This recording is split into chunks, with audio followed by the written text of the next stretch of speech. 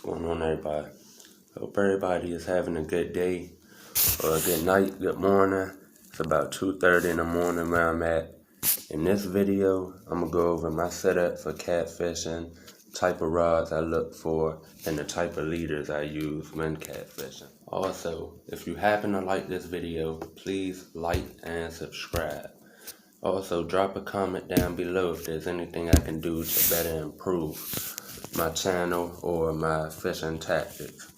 It's 2022, looking forward to a great year of fishing. Going to try some new spots this year. Definitely going to try to catch some new fish. Also, check out my other videos if you haven't had a chance to yet. And without further ado,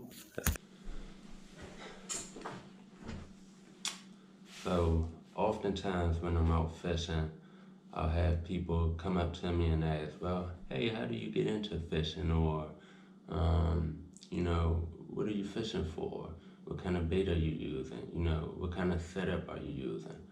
And typically I get a lot of those questions, especially the last one, what kind of setup are you using, from other fishermen. Sometimes I'm out fishing and I've only been fishing now for almost 12 years.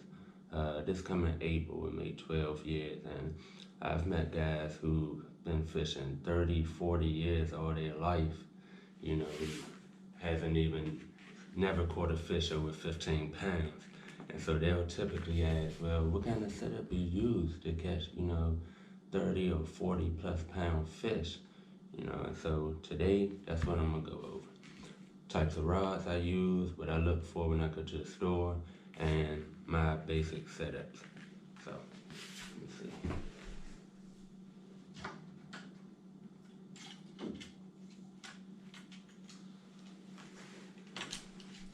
Whenever I go to the store and I'm looking for a rod, first of all, I like a long rod, usually 10 to 12 feet long.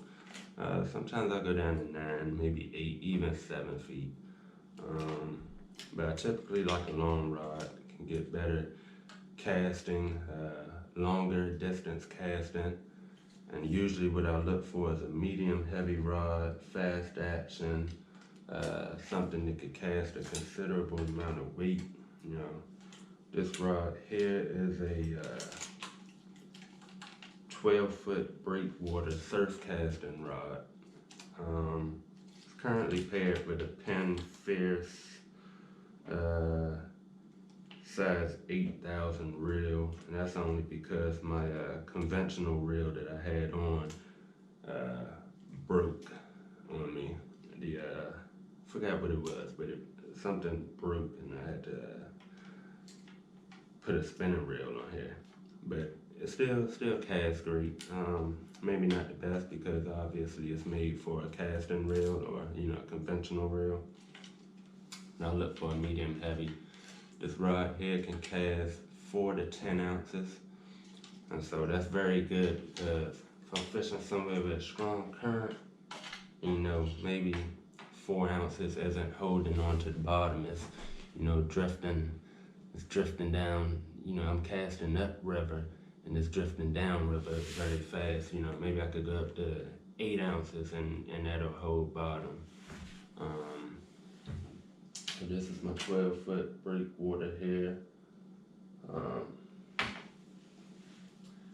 over here on this side of me, I have a 9-foot. This here is a cat buster rod bought from Bass Pro Shops. It's a medium heavy fast action. 3/4 of an ounce to 2.5 ounce, or 3/4 of an ounce to 2.5 ounce, medium heavy, fast action, paired with this is a Gold Cup conventional reel by Offshore Angler. This is a casting rod as well. And as far as my setups, sometimes I go with something like this here, Carolina Rig, and I'll talk more about that here in a second. In the meantime, I got to get both of these rods fixed up. for my next fishing outing. So I'm gonna go ahead and do that right now and show you guys what I do. Get some stuff out here. Scissors. You always need scissors to cut your line.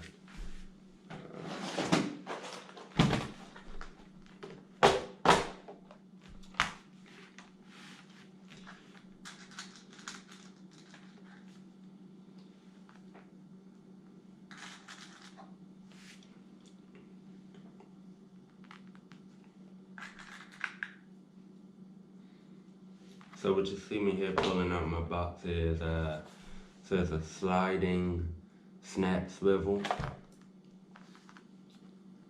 a plastic bead, and a barrel swivel.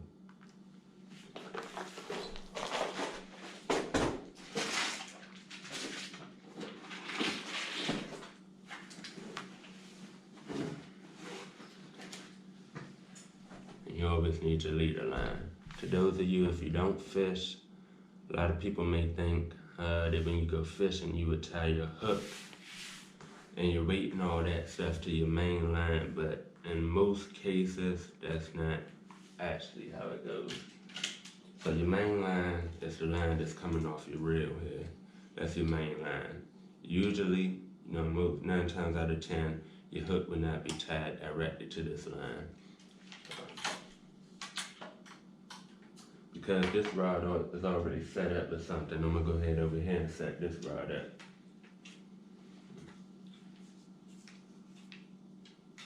Also, for those of you who don't fish, if you don't fish, most rods that are, maybe 9, 10 feet long, even, 7 feet, even some 6-foot rods, most rods are 2 pieces like this. So you don't have to worry about going to the store and buying a 10-foot rod and worrying about whether or not it'll fit in your car or not.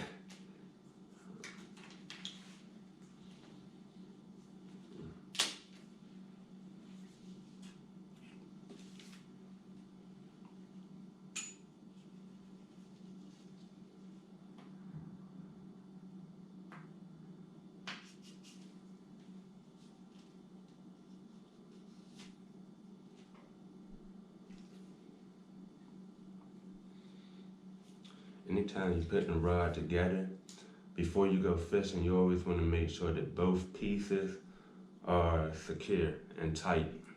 Because last thing you want to do is go to cast and this top part here comes flying off. It's actually happened to me before too. Not only did it come flying off, but the line snapped, which means I lost the top part. I got this tied up here to the end here.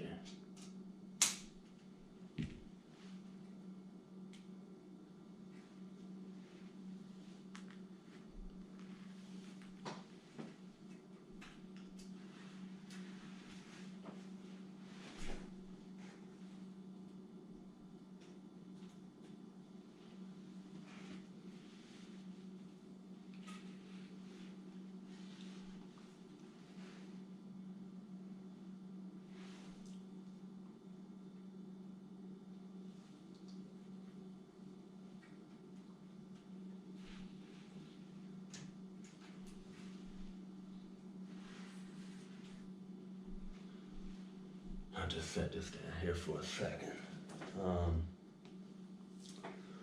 So most common leaders use, at least what I use, is I'll often use a Carolina rig or I'll use a Santee rig.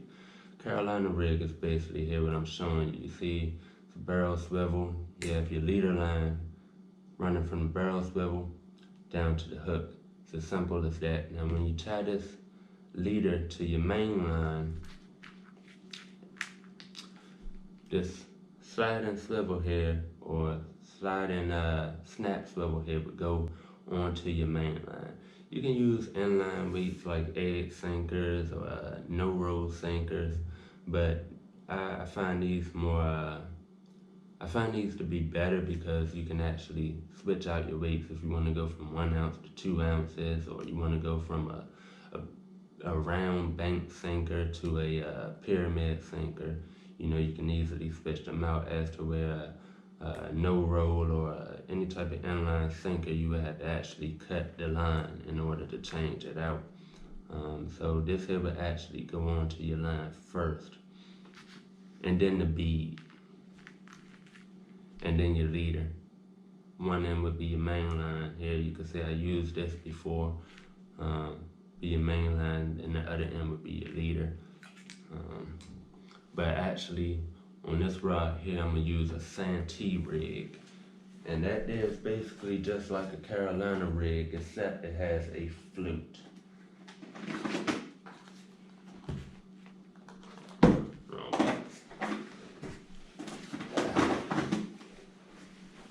One second, gotta go grab it.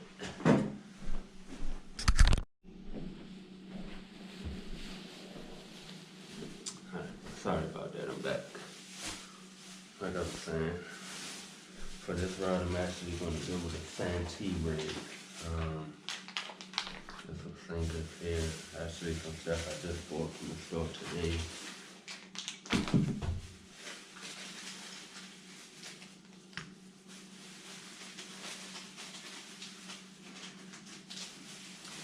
I'm going to tie this rig here so you can actually see how it's tied.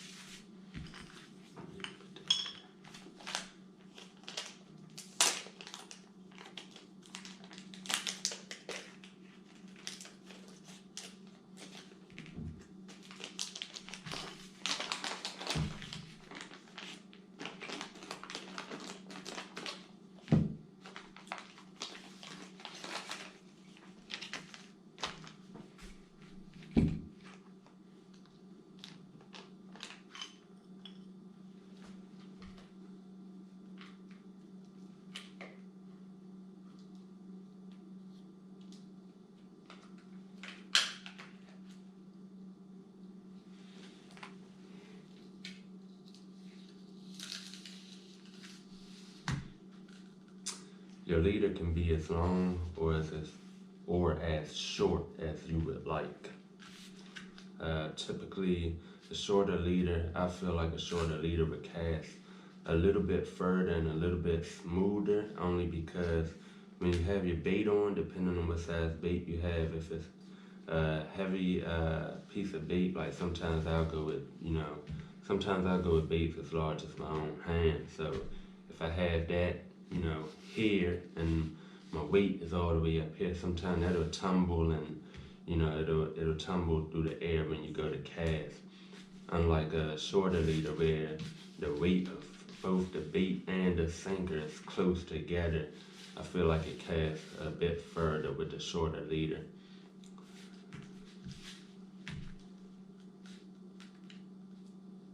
I'm gonna make mine here about I would say this is about 18 inches maybe. And what I like to do first is tie my hook.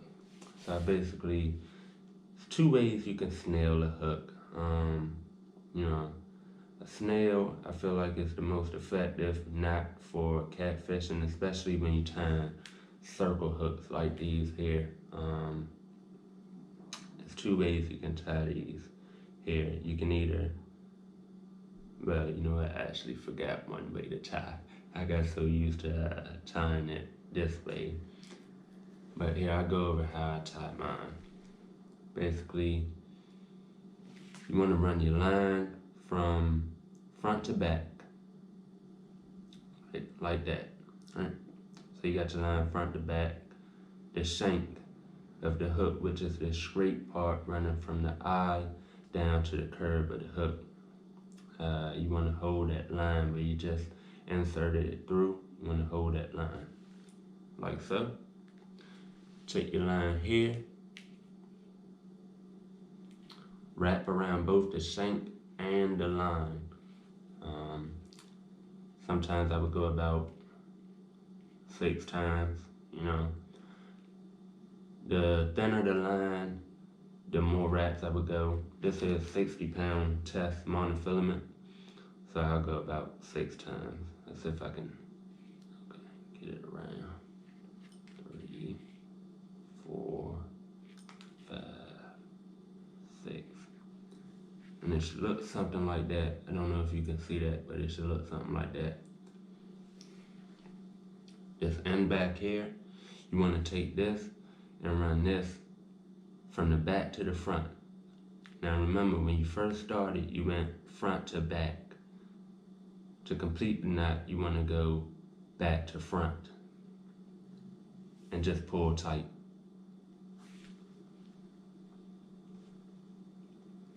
And you should get something like that.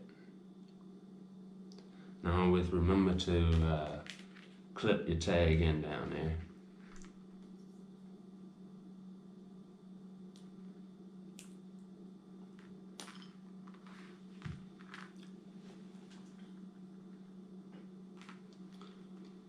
Now, like the Carolina, your swivel, your barrel swivel here will go on this end. But the only difference is this will be a Santee. So what I'm gonna do is I'm gonna take one of these peg flutes here. I'm gonna take the peg out. Take that out. And you just wanna run your line through it. Okay. So this is one of these peg flutes, but they actually have like a little, let's see.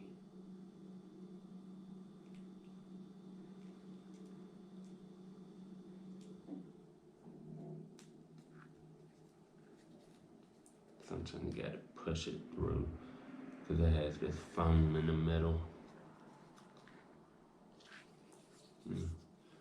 Push this down towards your flute here. Insert the peg. If you don't insert this here,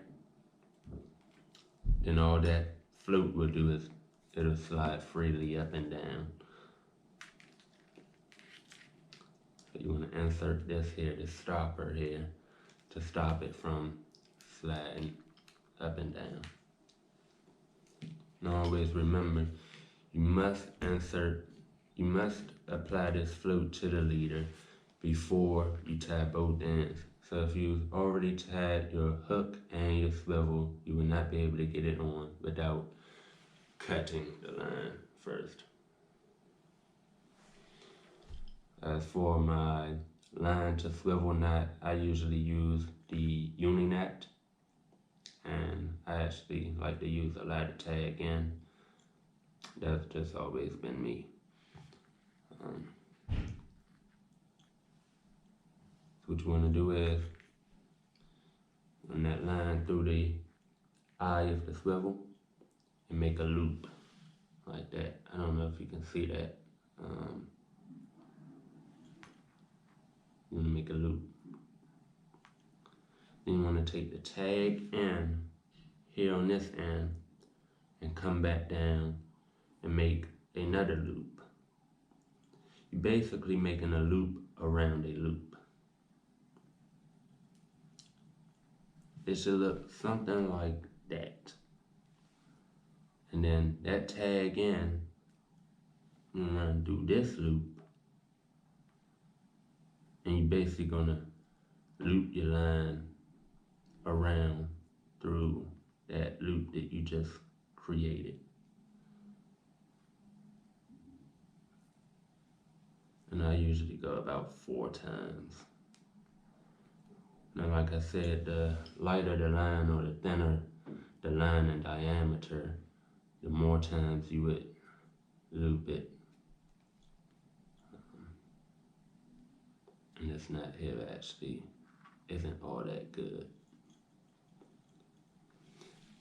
After you do that, you want to pull that tag in tight, like so.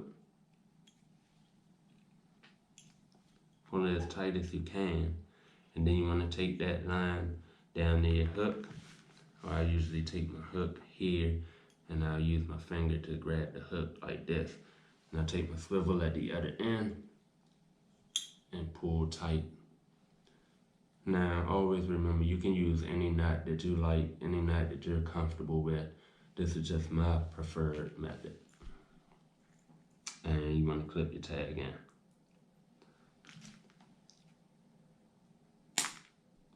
Now, as far as the leader go, this rig is complete. This is a Santee. Here you have the Santee with the flute. Carolina is basically the same thing, except it doesn't have a flute. That's how I like to think of it. Carolina, no flute. Santee, flute. Santee is short for the Santee Cooper rig. I believe it originated in South Carolina on the Santee Cooper lake or reservoir. I've never fished there, but heard it's a popular hot spot for catfish.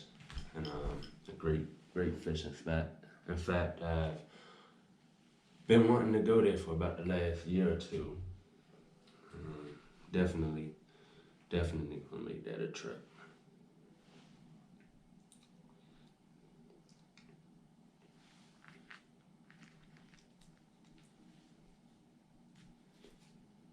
Now for tying this rig here, I'm gonna take your sliding swivel.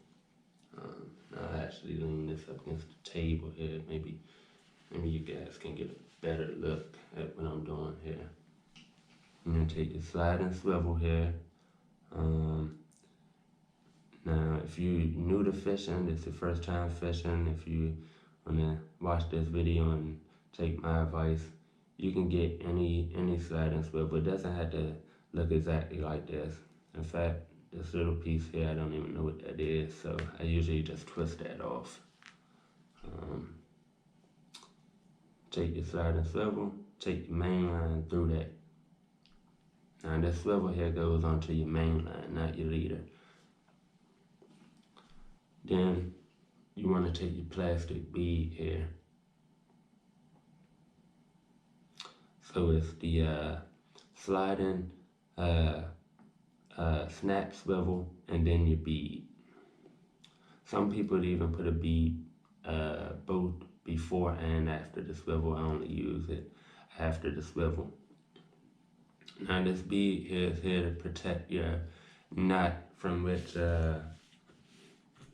your Santee or your leader period would be tied onto. So after you've put the bead on the line, you want to take the main line, connect it to the other end of this barrel swivel here, and you want to tie your knot.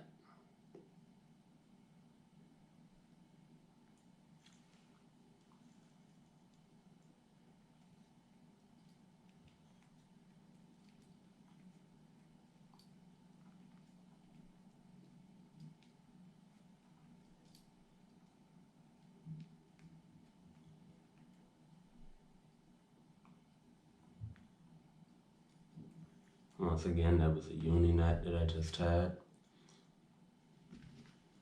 Clip the tag in.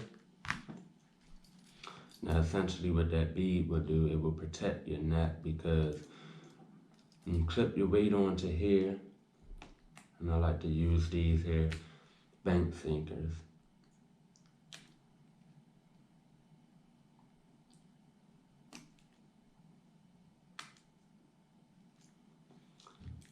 Now that bead is to protect your knot, because after a while this here weight will come constantly slamming down into that knot and could possibly damage that knot. So that bead is there to protect that knot. And now you have your Santee rig.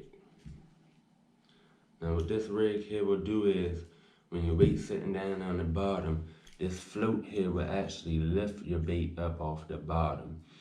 And if you're fishing somewhere with maybe a lot of debris on the bottom, vegetation maybe, somewhere where you don't need your bait on the bottom, where your bait won't be seen or, hardly accessible by the fish, you want your bait to be above that. I mean, you want to be near the bottom, but just slightly above that, Santee is the go-to rig. And I'll usually fish this here. I usually fish this rig here on one rod, and then on another rod I'll have maybe a three-way.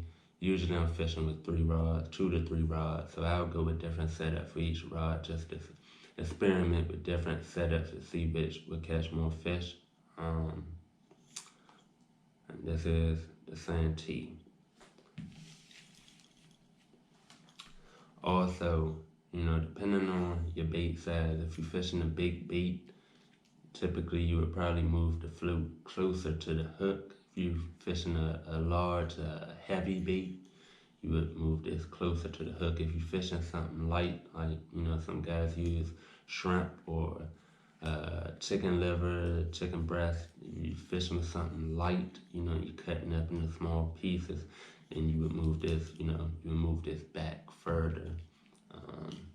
So yeah, this is a Santee rig, and you know, this here is one of my top 3 rigs here. I would say it's definitely in my top 3. You know, alongside this here would be the 3-way rig and the Carolina rig. So we'll go on to the next rod here. And also, like I said, with the clip-on swivel here, you can just clip this off. You know, you can switch over to one of these pyramid sinkers, or you know, I can't think of the name of them, but they're shaped like a disc. Disc sinkers, I believe they call them. You know, if you had an inline sinker pretty much be just like this swivel here. You would have to slide your line through, and it would be an inline sinker. I mean, you would have to, it would be a line with the hole in the middle that's, you know, just like this sinker slide here. You would have to cut your line to actually change the weight. So now that we got the Santee hooked up, I'm gonna go ahead over here to the next setup here.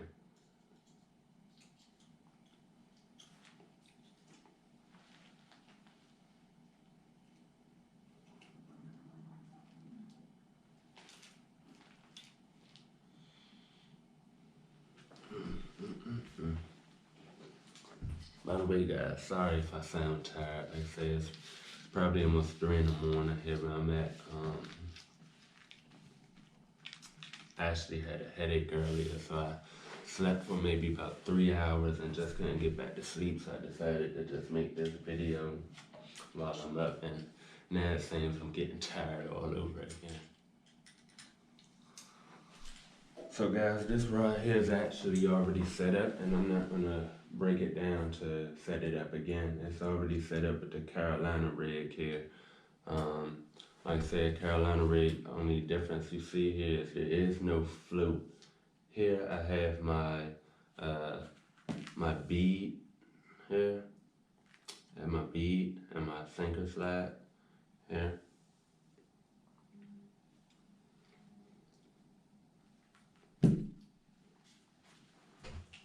And so the Carolina rig here will actually, you know, this here will actually, unlike the float, where there's no float to hold it up, this here will actually just sit on the bottom like that.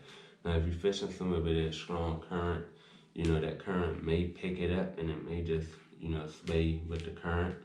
But pretty much this here in calm water will sit on the bottom just like this. Yeah, so that's the Carolina rig. You know, and for those of you, if you new to fishing, you don't fish. Oops.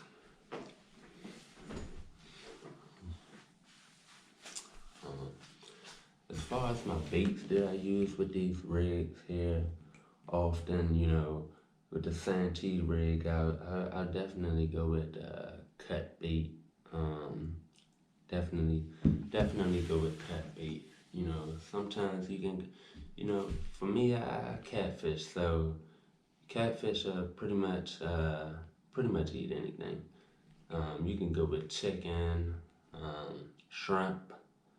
I even, you know, once upon a time I even used Slim Jim. Man, you go night crawlers, worms, blood worms, whatever kind of worms you can get. Um, I've heard of people catching them with bar soap. I don't know how true it is. A lot of people use hot dogs, um, and that's all good baits for.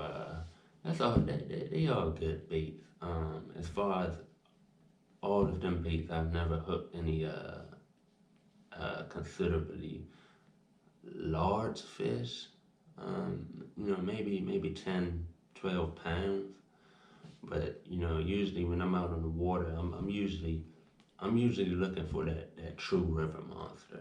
Um, while I have hooked some fish that I believe may have been over 50 pounds, unfortunately, the few times that I have hooked the fish that I believe was over 50 has snapped. The line has snapped, but I have caught some and landed some fish as well that I believe was near 50. Um, you know, to catch fish that large when you're talking, you know, trophy size catfish, which I consider to be 30 pounds or more. I pretty, you know, you want to go with something that's, for one, that's large. And the reason I go with large baits is because uh, uh, it minimizes the chances of smaller fish taking that bait. So while you'll get smaller fish, you know, picking at it, trying to pick it apart, or you know, whatever, they really won't. You really won't hook into them because they can't, you know, actually get the bait into their mouth. Now, catfish, actually, you know, I don't know how they do it, but I have caught some small catfish on baits nearly the size of that fish itself, and catfish will find a way to get that bait. You know, it's nothing more funnier than catching a fish, you know, and the bait, which is, you know, twice the size of its head, is just hanging out the side of its lip, you know, while he's hooked. You know, yeah, I'll go with something more natural. With the Carolina rigs here, sometimes I go with live bait, live bluegills, whatever's natural in your area. If you live in somewhere where bluegills is a common fish, or whether it might be white perch, yellow perch, white bass, you know, a lot of people got shad or herring, or you know, use something natural, you know, something natural. New bait is cool and all too. You know, here I use a cut mackerel, some, you know, saltwater fish that may cut up, and they all work, but I don't think nothing works as good as something natural. Um, so definitely that.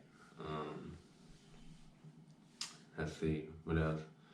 What else do I need to mention?